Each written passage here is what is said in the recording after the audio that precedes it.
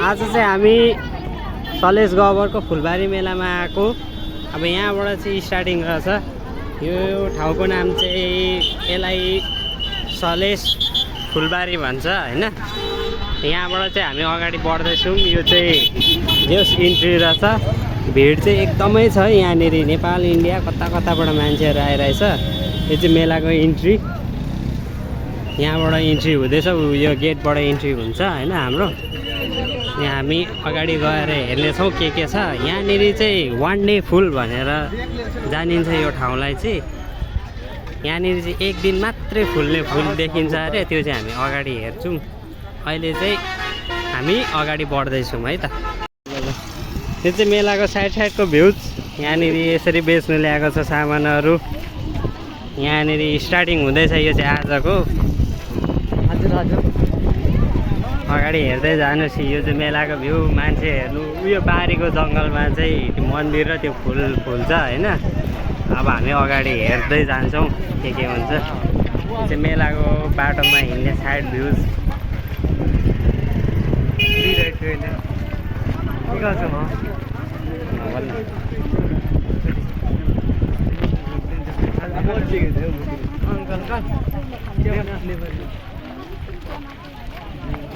पर चाहिँ मेला लाग्दैछ।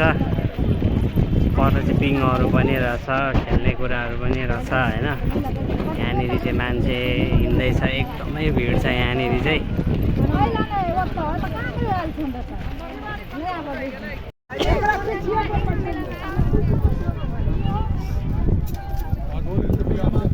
घाम त्यस्तै त्यही माथि मान्छे पनि त्यति नै भएर चाहिँ एकदमै गर्मी फिल भएको छ होइन। हामी चाहिँ अगाडि बढ्दैछौँ। कन्टिन्यू बढ्दैछौँ अगाडि। यहाँनिर चाहिँ एकदम भिड छ। यता साइडपट्टि खानेको स्टल, बेच्ने सामानको स्टल एकदमै छ।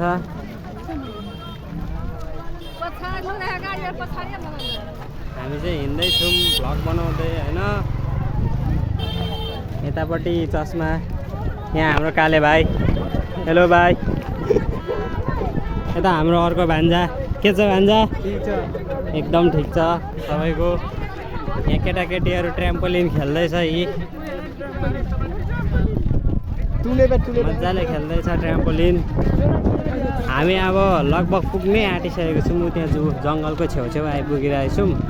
अब चाहिँ यहाँनिर भिड भएको कारणले एकैचोटि हामी जङ्गलतिर भेट्नेछौँ है त। यहाँनिर चाहिँ पिङहरू लागिरहेछ। यहाँबाट चाहिँ एक्चुअल मेला सुरु हुने रहेछ होइन। यहाँनिर चाहिँ अब यहाँबाट चाहिँ हेर्दाखेरि भिड पनि एकदमै बढेको छ। यतापट्टि चाहिँ पिङहरू खेल्ने ठाउँ, रोटे पिङहरू रहेछ।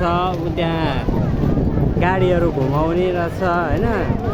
डेट वेल भन्छ त्यसलाई चाहिँ, मौतका बुवा भन्छ। अब यता यहाँनिर मेला मजाले लागेको छ। एकदम रमाइलो छ मेलामा। हामी कन्टिन्यू अगाडि बढ्दैछौँ सिधै जङ्गलपट्टि नै। हामी चाहिँ मेन भनेको यहाँनिर चाहिँ त्यही एक दिने फुल मात्रै हेर्न आएको खासमा।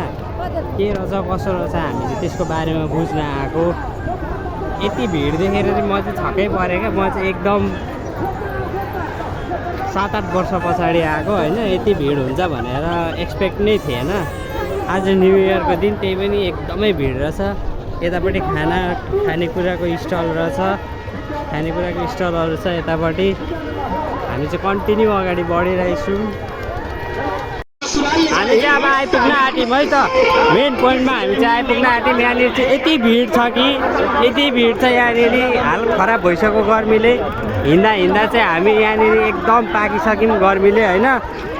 यता यी हाम्रो दिदी बहिनीहरू हुनुहुन्छ यहाँनिर। अब हामी पुग्नै लागेको छौँ। केही मिनटभित्र त्यो अगाडिको गेटबाट चाहिँ भित्र जङ्गलमा छिर्नेछौँ हामी। त्यस पछाडि चाहिँ तपाईँहरूलाई फुलको दर्शन है त।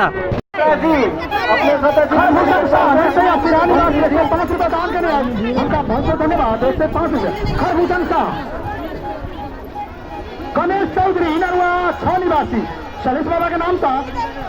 100 रुपये दान के लिए उनका बहुत बहुत धन्यवाद। तपेश्वर पासवान गेट रहेछ। मेन मन्दिरको हामी चाहिँ मेन मन्दिरमा एन्ट्री हुन आँटेको छौँ। अब 50 रुपया दान के लिए भिड चाहिँ यति छ कि यहाँबाट अलिकति सर्नु पनि टाइम लागिरहेछ होइन। अब हामी मेन ठाउँमा एन्टर गरिसक्यौँ। यही जङ्गलभित्र हो मन्दिर चाहिँ। अब हामी यहाँबाट अगाडि बढ्दैछौँ।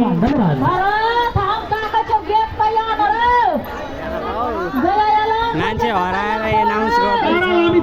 बिसनपुर कच्ची धनगढ़ी निवासी 55 रुपया दान के लिए बहुत धन्यवाद। मान्छे हराएर यहाँनिर अनाउन्स गरेछ। यहाँ चाहिँ हामी चाहिँ अगाडि बढेछौँ। यहाँबाट चाहिँ भित्रै जानुपर्ने रहेछ अझै। हामी चाहिँ भित्र छिर्दैछौँ। भित्र यहाँबाट यता यस्तो छ मान्छेहरू इन्डियाबाट आएको मान्छेहरू अस्तिदेखि यहीँनिर बसेर यहीँनिर खाने यहीँनिर पकाउने गरेछ। हामी अगाडि जाँदैछौँ अब यहाँबाट चाहिँ मन्दिरतर्फ।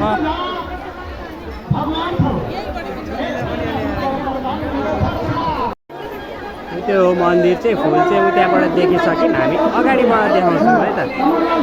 हामी फुल चाहिँ देखिसक्यौँ। के भयो फेरि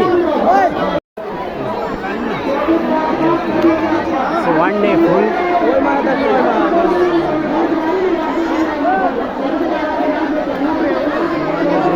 चाहिँ एक दिनमा मात्रै फुल्छ है। यही दिन मात्रै फुलेको है।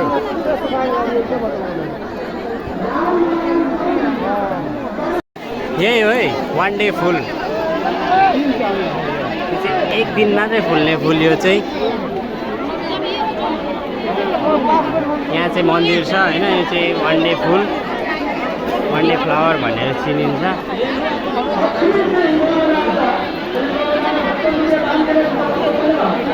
यहाँ चाहिँ अचम्मकै खोला भेट्यो है।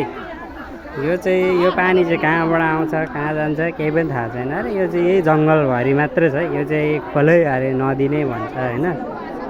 पारीबाट आएको छ यता कता पारीबाट। यही जङ्गलभरि मात्रै छ यो। अचम्म भयो यहाँनिर। मान्छेहरू एकदम यो नदीमा चाहिँ नुहायो भने आफ्नो घाउसाउ हराउँछ भनेर नुहाउँदैछ। यहाँ मुख धुँदैछ कोही होइन। अचम्मको नदी।